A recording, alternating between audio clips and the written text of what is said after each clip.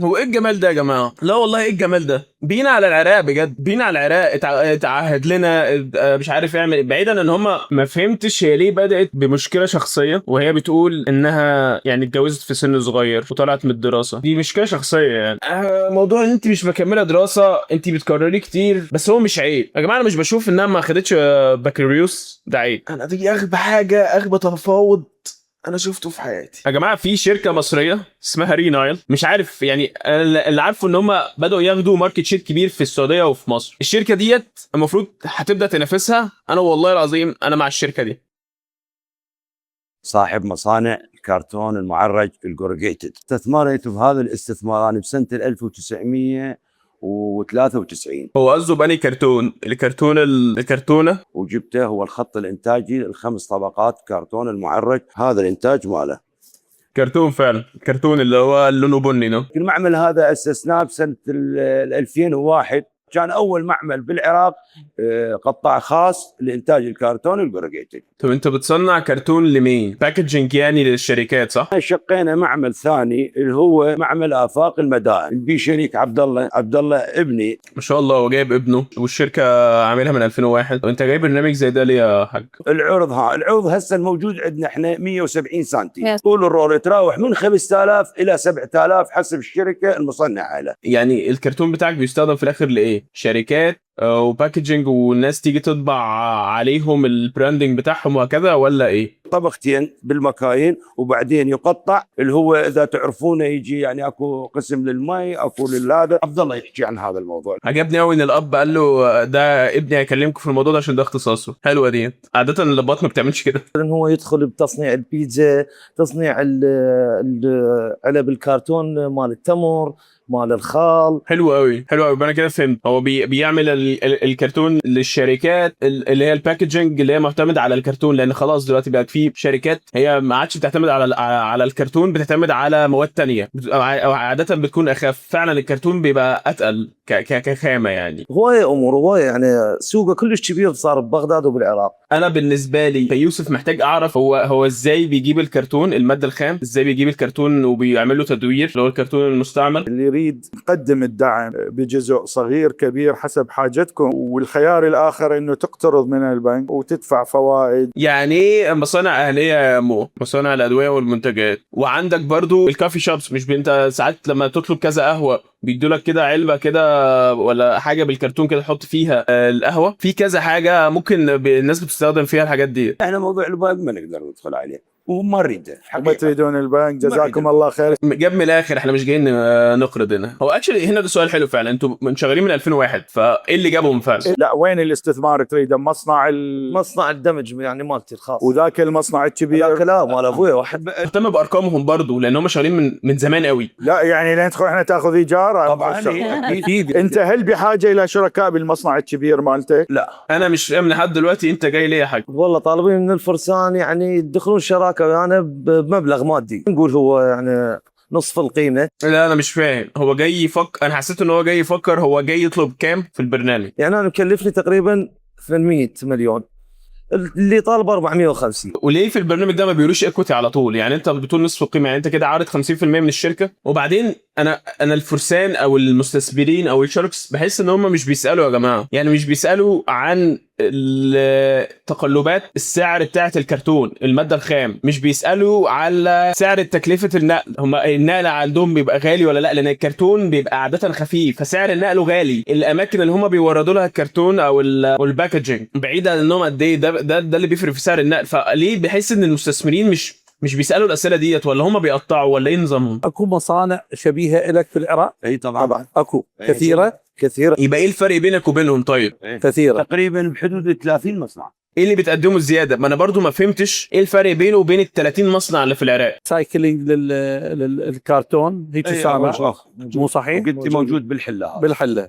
طيب يعني هما مصنعين، واحد مصنع كبير اللي هو بتاع الاب، ومصنع صغير. المصنع الصغير احنا جايين نشوف له استثمار. زين، هذا شنو تاثيره عليكم؟ هذا والله هو ممتاز يعني. انا مش فاهم ليه هم عايزين الاستثمار. يعني هو ما قالش هو عايز 450 ليه؟ انا حسيت ان هو فكر في الحلقه ان انا هطلب 450 مليون. طب ليه انت هتستخدمهم في ايه؟ ما تكلمش على مخاطر المشروع نفسها. مش فاهم يا جماعه ايه الفرق ايه الفرق بينه وبين المنافسين؟ طب هم بينقلوا ازاي؟ هم متعاقدين مع شركه نقل ولا هم اللي بينقلوا بنفسهم؟ لان النقل في الكاتيجوري ده غالي جدا، كرتون نقله مش رخيص. طيب الاماكن اللي هم بيوردوها، طب هم عندهم ماركت شير قد ايه يا جماعه؟ وليه برنامج الفرسان بحس ان الاسئله دي يعني اسئله بديهيات يعني. هل انت مستعد تصير مثل ابوك واكبر ان شاء الله؟ طب انت لو استثمرت في مشروع وانت كده بتنافس بتنافس مشروع الاب كمان، طب ليه انتوا الاثنين مش واحد؟ وبدل ما مصنع يبقى مصنعين وتبقى شركه اكبر. اذا اريد اني استثمر بهذا لازم اعرف انه فعلا انت عندك قابليه وقدره توسع في هذا الصناعه. طبعا كان دراسته والحمد لله هو هنا المفروض تسيب ابنك يتكلم، لان هو الاستثمار كده تجاه ابن حضرتك مش انت خالص. هو المفروض يقول ليه خططه للتوسع اصلا. انا موافق اذا توافقون على هذا الشيء. طب انت موافق على ايه يا جماعه؟ دول ما اتكلموش ما اتكلموش طب ده ما سالوش طب انت ايه خطتك للتوسع؟ هو ليه يا جماعه الاستثمار سهل في العراق كده؟ هي فلوس بترمي على الارض وخلاص. 450 مليون مقابل 60 مليون. ده ما فكروش. سوق وتاسيس وتعب تعب يعني المشروع يعني انا ما عنديش مشكله في ان هم يرفضوا، بس هو المفروض بيرفضوا بطريقه نوعا ما افضل من كده. لا هما كده دبش. لا ليه يا قول الاول السبب بتاعك إيه؟ ابدا بالسبب، خليك حرك زي ما بيقولوا. احنا مش هنقدر، هما بيقولوا احنا السوق عندنا، احنا مش هنقدر السوق عندنا او السوق عندنا، فحاسين ان ال 60% تبقى كتير. لا يا جماعه انتوا في برنامج عالم واسع. لا عالم واسع يعني اكيد. صاع عالم يحكي لك تقريبا 16,000 نوعيه. اكيد طالما عالم واسع ما بتسالش ليه وتدخل في تفاصيل العالم ده. اهم شيء تتعهدنا بالتطوير لهذه الصناعه. هو ايه الجمال ده يا جماعه؟ لا والله ايه الجمال ده؟ بينا على العراق بجد، بينا على العراق اتعهد لنا مش عارف يعمل، بعيدا ان هم مش عارف اقول ايه بجد، والله ما عارف اقول ايه. يعني ده بسهوله قوي، ده بسهوله جدا، ده مفيش اسئله. اتعهد لنا اهم حاجه يكون عندك قابليه التوسع. احنا جايين، هو فين المفاوضات؟ فين ان انت تديك ديب جوه اصلا هم بيعملوا ايه؟ هم ازاي بيفرقوا بينهم وبين المنافسه؟ فين الكلام ده؟ ثلاثتنا كل واحد 15%، 45% مثل ما انت طلبت، ونعطيك ال 450. شكرا. 45 انا هو بالنسبه له اهم حاجه النسبه، احلف ونديك استثمار. زين مبروك. الله يبارك فيك. 450 مليون. ده ايه التفاوض الجميل ده؟ وانا قلت 40 و45 وانا بفكر في الحلقه وانا مش عارف بعمل ايه، ومبروك والله يبارك فيك. ايه يا جماعه؟ احنا المفروض بنتفرج على البرامج ديت عشان نفهم اكتر عن الصناعه، نفهم اكتر الناس المؤسسين ازاي بيحلوا مشاكل او المخاطر، ازاي بيتعاملوا مع المخاطر، نشوف تفاوض بين التفاوض. ده واحد داخل يفكر جوه الحلقه هو عايز كام قصاد كام، ده ما قالش اصلا عايز كام قصاد كام. هو بالنسبه له اهم حاجه الاغلبيه، ومش فاهم هو جاي ليه. ده حتى ابسط حاجه ان هم كانوا يقولوا لنا هو جاي يعمل ايه، جاي يطلب الاستثمار ليه، انت هتاخد الفلوس ليه عشان تطور ايه؟ طب ما انت عندك اهوك في السوق من 2001 معكمش فلوس، معكمش 450، عندكم مصنعين معكمش 450 دول. طب انتوا ليه مش يعني انتوا ليه مش شركه واحده والتطوير يبقى عليكم انتوا الاثنين؟ 45 دنيا. شكرا الله يسعدك. واحنا 3 اشخاص. شكرا. بالتوفيق. بالتوفيق. يعني مش حاسس بفرق كبير بين الفرسان وشارك تانك، لان يمكن بس بتوع الفرسان الفرق ان هم مش جايين، يعني في شركات على الاقل، اللي بتوع شارك تانك لا لسه، وبتوع الفرسان ناضجين شويه، بتوع شارك تانك بتحسش بالنضوج قوي يعني. ده الفرق الوحيد اللي انا حاسه الصراحه. مواليد 2004، مؤسست لمشروع جوز جاليري للأثاث والديكور المنزلي. حلو قوي ان يعني في ناس صغيره ب 2004 يعني كام سنه ما شاء الله يعني، فحلو. ده تقريبا في اول العشرينات 21 22. حلو قوي ان في ناس تبدا بزنس وهي صغيره. عمري 13 سنة اجبرت انه اني اتزوج واترك الدراسة، ما حبيت استسلم. ما فهمتش هي ليه بدات بمشكله شخصيه، وهي بتقول انها يعني اتجوزت في سن صغير وطلعت من الدراسه. دي مشكله شخصيه يعني. عمر 16 سنة فتحت اكاونت انه اني ارتب ديكورات منزلية. شكلها حلو جدا. اني نمت قعدت عندي اوردرات قومة من عنده، فهنا أنا كلش فرحت. الاحساس ده حلو، اكيد الاحساس ده حلو قوي. والحمد لله نجح المشروع، صار عندنا اسم كلش حلو بالسوق العراقي. البنت دي عايزه احمد طارق يا جماعه. اطلب 150 مليون مقابل 20%. الوحيده اللي قالت عايزه كام في المية، عايزه كام وصول كام في المية. اسعارك شلون يعني شلون حددتيها انه هذا يسوى 188؟ منين تجي الارقام؟ انا عايز ادور عليها. فين ده يا جماعه؟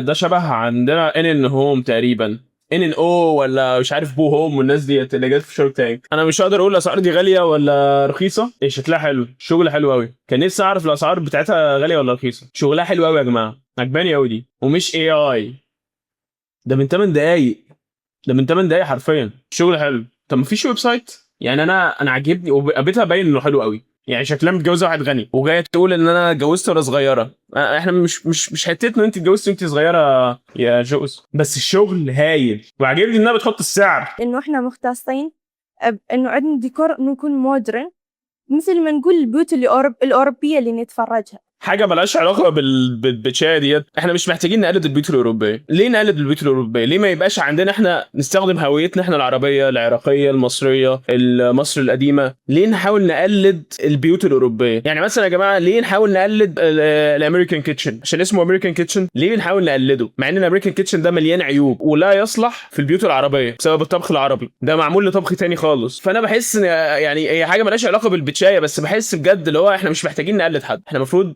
نشوف ذوقنا ايه والشكل ده عجبنا ولا لا. طلع ثقافه اجنبيه ثقافه ايا كان، احنا عايزين نعمل الحاجه الحلوه وتبقى بلس لو هي بتمثل ثقافتنا احنا، مش ثقافه اوروبيه او امريكيه او ايا كان او غربيه. يعني في العموم تصميم مقارنه بسعر ممتاز، لو بغير مكان ممكن مكان تكون اغلى. حلو قوي. وتحدد إنه الزبون شنو يرغب، إنه أكو يرغبون بها إنارة، أكو يرغبون بها كتابة، ألوان، فتكون حسب الطلب. هي بتبيع حاجات اوريدي بري ميد وبتبيع حاجات كاستمايز. حلو. تطلعين الى محلات الديكورات، محلات الاثاث، قدرتي تبيعين.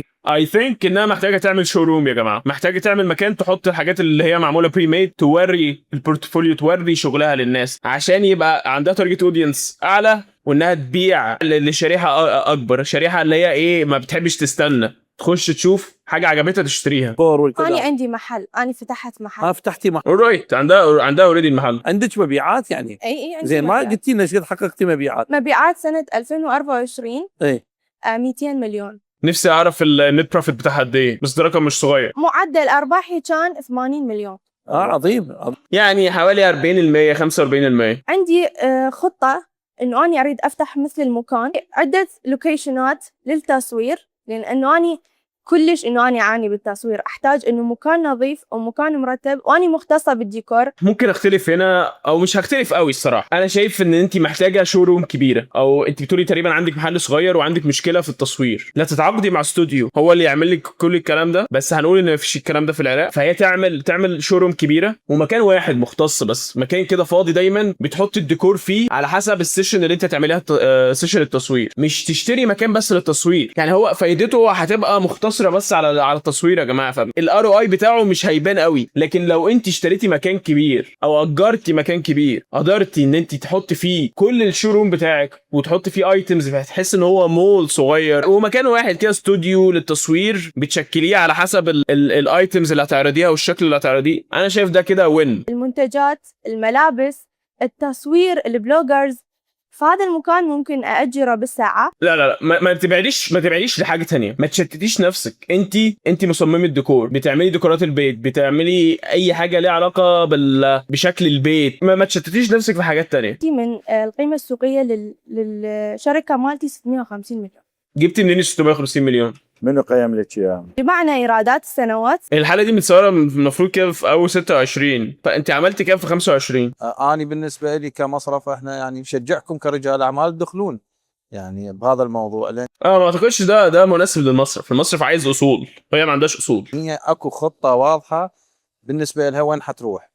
انا شايف مفيش خطه واضحه الصراحه. انا شايف انها محتاجه حد ينصحها وتسمع ليه. انا شايف في تشتيت عندها، لكن سو فار المشروع ده حلو جدا جدا جدا. محتاج إنه مستثمر، لأن أني بالنسبة لي فتت كفكرة، عندي ذوق بس ما عندي. أني قلت لكم ما مكملة دراسة. موضوع ان انت مش مكمله دراسه، انت بتكرري كتير، بس هو مش عيب يا جماعه. انا مش بشوف انها ما خدتش بكالوريوس ده عيب. يعني انت بقالك في السوق سنتين مثلا، سنتين 3، انت خدت خبره احسن من الناس اللي اتعلمت. حتى الناس اللي اتعلمت وخلصت الكليه لما بتطلع من الكليه هي بتاخد على قفاها لانها لسه بتتعلم. هتتعلم بقى التجربه العمليه غير التجربه النظريه. انت عملت سكيب للتجربه النظريه حلو قوي ودخلت في التجربه العمليه. انت بس محتاجه حد يساعدك يديك البيزنس نوليدج، مش محتاجه تدرس، محتاجه حد كونسلتنت وتسمعي له كويس. لكن انا مش شايف ان انت عندك عيب، ومش شايف ان انت ناقصك اي حاجه. يعني انت مش ناقصك ان انت تروحي. طبعا لو انت عندك الوقت، الفكره ان البيزنس بتاعها فيه عيب كبير هقوله كمان شويه، بس طبعا انت لو عندك الوقت روحي حاولي تاخدي دبلومه في البيزنس، اداره الاعمال. مش ضروريه، لكن هتزود افاقك شويه، خلينا نقول كده، وهتعرفي المصطلحات. بس خبرات زي مثلا ما تشتتيش نفسك، تعملي ايه دلوقتي وما تعمليش ايه دلوقتي، دي مالهاش علاقه بالدراسه. دي ليها علاقه بالبيزنس نفسه اللي هو القائم. محتاجه فيجن، حد عنده فيجن، وانت عندك فيجن. التعليم مش حاجه ناقصاك. ايه اكبر عيب في المشروع ده؟ انه معتمد عليها بس، هي ما قالتش ان في حد شغال معاه. ده معناه ان المستثمر بيستثمر فيها. لو هي مشت المشروع ده توتال لوس. فهي لازم يكون عندها خطه انها تدخل اشخاص تانية بياخدوا مكانها، وهي تهتم بس باداره المشروع، تهتم انها تتاكد على الكواليتي. حتى الكواليتي المفروض تشغل معاها ناس بيهتموا بالكواليتي. المشروع كده هو مشروع شخصي بحت. لو المستثمر هيخش معاه، هو هيخش يستثمر فيها فقط. فهنا برضو بحس ان، وده مش عيبها، ده عيب البرنامج، ان البرنامج ما بيسالش الاسئله اللي زي دي. الاسئله زي دي مهمه قوي يا جماعه. فكرة حلوة، مبروك على رغب صغر. ما اعتقدش الراجل ده هيخش معاه. أنا بالنسبة لي خارج عن الفكر الاستثماري عندي، فأنا أعتقد أنا طبعا تشجيعا إلك. صحيح يعني. هو لو هيخش معاه هيشجعها، لان احنا لو فكرنا بقى فيها بيزنس بس، شلنا موضوع الحاجات الشخصيه على جنب، المفروض ما تاخدش ولا اوفر، لان هو مليان عيوب. ومع ذلك هي ما حطتش خطط. هي ممكن تقول يا جماعه انا البيزنس بتاعي قائم عليا، فانا محتاجه الفلوس ديت اعمل شوروم، اعلم ناس عشان ياخدوا مكاني. هي كده دارت بعيوب المشروع بتاعها، وعندها خطه، عندها فيجن. لكن دي بتفكر انها تعمل مكان عشان تصور فيه بس، وتجيب بلوجرز يأجروه منها بالساعه. ايه انت المفروض شركه ديكورات، انت اكبر من كده. وحطيت 35% مقابل 100 مليون دينار. انا شايف انت مش محتاجاهم. المارجن بتاعك حوالي 35-40%. انا شايف ان انت تستني شويه، تاخد البروفيت بتاعك. عملت 200 مليون 24 منهم 80 مليون. تستني شويه، تأجري مكان، مش لازم تبداي كبيره لحد ما مبيعاتك تكتر. انت محتاجه تدربي ناس. انا شايف ان انت مش محتاجاهم دلوقتي، لان انت لسه ناشئه قوي. يعني نصير احنا 47% مقابل 150. 47%، يعني اولموست 50%. هم كده مش بيستثمروا في حضرتك، هم كده بيستحوذوا على حضرتك، بيستحوذوا على مشروعك. ده غلط. رائع. والله هو 47. لا 47 وحش قوي يا جماعه. ده مش استثمار. بعدين هي هتاخد منهم فلوس بس، هي مش هتشوفهم تاني يوم، وهم اصلا مش بيفهموا في المجال ده الا بقى يعني ينونا حد يقف معاها بس. لا شكرا لأرضكم، شكرا لدعمكم هواية. يا رب ترفضي يا رب. إذا ممكن نسويها 75 مليون مقابل 20%. انا دي اغبى حاجه، اغبى تفاوض انا شفته في حياتي. هو انت بتضربي اي ارقام وخلاص؟ يعني انت بتضربي انا عايزه 150 قصاد 20، لا انا عايزه 75 قصاد 20. انت جايه محتاجه الفلوس في ايه؟ محتاجه كام؟ انت يا جماعه اللي بيروح البرنامج ده، انا محتاج ال 150 مليون ده عشان ااجر بيه مكان مثلا، اعمل بيه الشوروم. ده معناه انا داخل بمايند سيت انا عايز اطلع بال 150. طب انا ممكن اديلهم ايه مكان 150؟ اخري مثلا مع نفسي مثلا 25%، بس هقول لهم في الاول 20 عشان لو هيتفاوضوا. مع ان انا مش من النوع ده، انا من النوع اللي هو الصريح. في حاجات انا صريح فيها قوي في النيجوشيشن. انا هخش اقول لهم 150 مقابل 25 على طول، مش هقول لهم 20 وهم يفاوضوا لحد ما يوصلوا 25. هقول لهم 25 وده انا مش هقدر انزل عنه، ده الفاينل. انا عارف انا جاي محتاج قد ايه قصاد ليه، قصاد ايه. اصلا مش باخد الفلوس دي احطها في جيبي. زين ليش 25؟ دي كومن في شارك تانك والفرسان صراحه. قرارك انه احنا ندخل ب 20% مقابل 75. 25 قالت. 25 مقابل. باحترامي انا حاسس ان نفسه على اساس ايه 25 وانت داخله بكل ثقه. انا مقيمه مشروعي 650. نقدر نسمع شنو البنك؟ يعني سؤالي ايش قد ارباحك الشهريه؟ روحي ويا البنك. بس مش وقت البنك، انت لسه ما عندكيش فيجن حطاها. احنا راح ناخذ مقابل 75 20%، وال 75 الاخرى قرض من البنك. والله انا ما فاهم، مش هكون سريع. موافقه على العرض؟ ديل. مبروك. حلو. هي طلعت بفلوس كويسه. كانت داخله طالبه 150 قصاد 20، اديت لهم ال 20% قصاد 75 وهتاخد 75 قرض. لا مش مقتنع. انا مش مقتنع باللي حصل ده يا جماعه، مش مقتنع تماما. كوفاوندر لشركه الجبل الزراعي، وهي شركه معنيه بمراقبه الاراضي الزراعيه بالاقمار الصناعيه. انا اول ما قال مراقبه الاراضي الزراعيه فكرني ببتاع رينايل. من اهلي وعدون يشتروا البلاي ستيشن بس نجح، بس للاسف الفلوس ما كانت تكفي. بدون ما افكر هواي اخذت الباقي من الفلوس ورحت فتحت اول مشروع بحياتي، وكان عباره عن بسطيه مال مخضر بمنطقه شعبيه بالكوفه. تقريبا يعني خد الفلوس بتاعت النجاح بتاعته وراح يجيب بدل ما يجيب بيهم بلاي ستيشن راح يتاجر بيهم في الالعاب، حاجه زي كده. هنا عرفت انه انا عندي شغف بالبزنس، اعشق فكره المشكله والقى لها حل. ما شاء الله. والمشاريع كانت تفشل كنت اتعلم منها، والمشاريع اللي نجحت كنت ابيعها واستثمر في فكره تشدنا اكثر. ما شاء الله ما شاء الله ما شاء الله. من الزراعه للتعليب والتغليف للتجاره الالكترونيه، تقريبا صار عندي تخلي اعداد دراسه جدوى اسهل من شربة الشاي. على فكره انا بحس ان العراقيين كده، بحس ان يعني انا لما بخش على البروفايل واحد عراقي مثلا بالصدفه بلاقيه عنده بزنس، بحس ان العراقيين بالنسبه لهم البزنس سكينه في الحلاوه ولا سكينه في الكيكه ولا ايا كان ان شاء الله يعني. وده ده بيقول ان هو بداها من الصفر. دايما هتلاقي دايما الاشخاص اللي بتبداها اللي بتعافر، هي بتعافر وهي صغيره عشان نفسها في حاجه هي ما عندهاش. ده لو كان شخص اتولد غني عمره ما كان هيوصل للبرنامج ده، عمره ما كان هيوصل للحلقه. لكن هو لقى ان هو الفلوس على القد، هو محتاج يجيب حاجات نفسه فيها. انا قررت ان انا هاخد الفلوس اللي معايا ديت واستثمرها، اعمل بيها حاجه. انا بشجع الحاجات دي. ليش ما اسوي شركه تساعد المزارعين انه يزيدون انتاجيه محاصيلهم؟ هم سويت دراسه جدوى جامد. لحد ما تذكرتكم مستثمر اتصل بي وعرضت عليه انه اراقب له ارضه الزراعيه لمده سنه كامله بشكل مجاني. ذكي كان لسه بيتست، كان لسه مش عارف الدنيا ماشيه ازاي، ما عندوش كلاينتس وعايز يعمل فاليديشن. شلون زيدت انتاجيته؟ عن طريق مراقبه الاراضي الزراعيه وتحليل باندات الطيف الضوئي للقمر الصناعي. كده بدات احس ان هو بيتكلم فيزياء. فللماده صبغه الكلوروفيل بها باندات تختلف، ما نقدر نشوفها بعين المجرده. اتمنى ان هو يوضح لنا الامور باسهل من كده. عن طريق القمر الصناعي يشخص له مواطن الضعف والقوه واخليه يستخدم اسمده ومبيدات بشكل مدروس، يعني من الاخر كده تنظيم، مو بشكل عشوائي او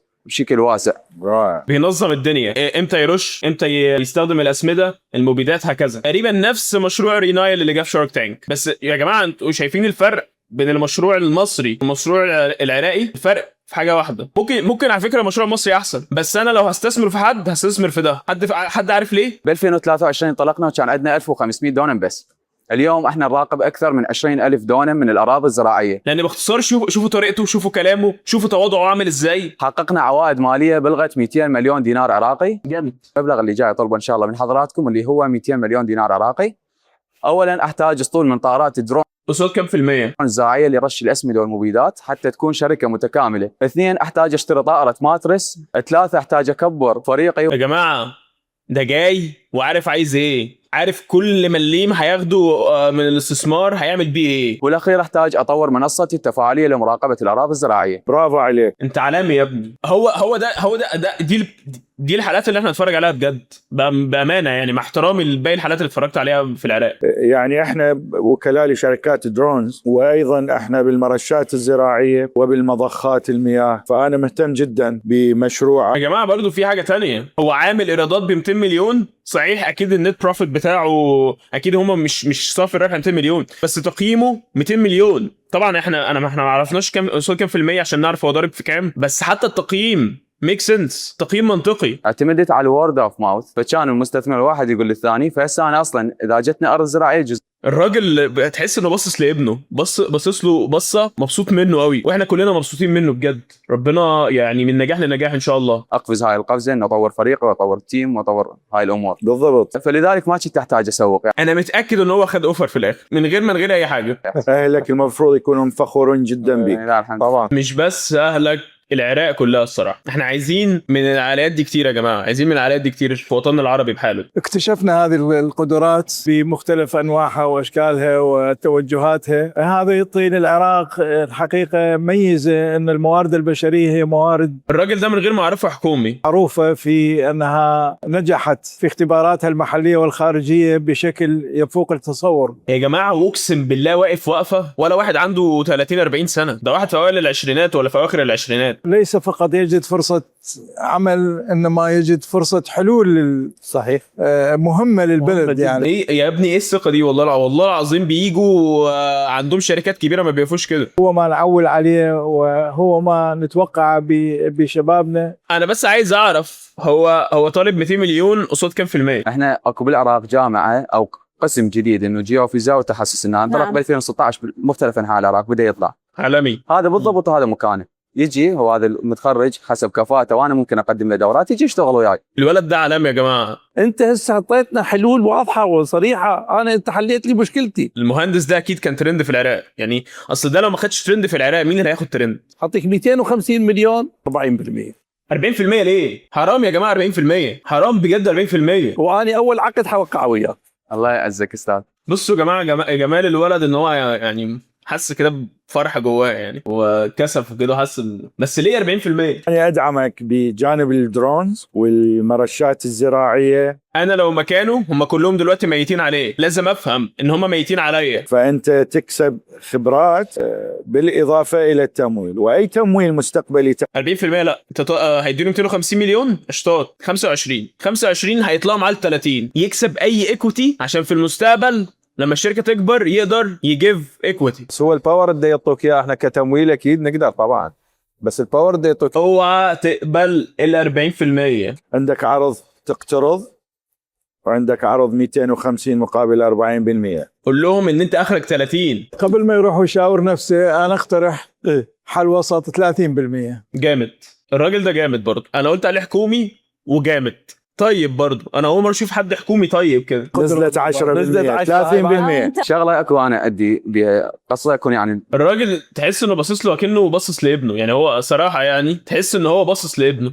او نفسه ابنه يبقى زيه. السوق المستهدفه بالعراق هالشيء رقم كلش كبير، 6 ملايين دونم مستثمرين مثلك استاذ. يا جماعه مش مستحيل الثقه اللي بيتكلم فيها والمالي مركزه والله. هم بالضبط عملاء نقدر نستفاد واحد من الثاني. انا ماخذ من هاي 6 ملايين دونم 20، وخطتي حتى اكبر انه اوصل ل 100,000 متى اخذ له سنه او سنتين. فاذا يعني نفكر بالموضوع بشكل اجمالي ممكن شوي نزيد نغير الارقام. يا جماعه في شركه مصريه اسمها رينايل، الشركه دي بدات مش تاخد بس سوق مصر، بدات تاخد سوق السعوديه مش عارف يعني. اللي عارفه ان هم بداوا ياخدوا ماركت شير كبير في السعوديه وفي مصر. الشركه ديت المفروض هتبدا تنافسها. انا والله العظيم انا مع الشركه دي، انا حبيت الشركه دي اكتر يعني. اتمنى ان هم يوصلوا حبا في العراق في دي بجد والله، حبا في الشخص ده وحبا في تواضعه، حبا في ثقته في نفسه اللي هي عمرها ما خلته مغرور. احنا ممكن نضخ بالشركه. ما يحتاج افكر، ما يحتاج افكر. ديل توكل على الله. ايه يا جماعه بدايه الاستريم العالميه دي بدايه ولا اروع ولا احلى.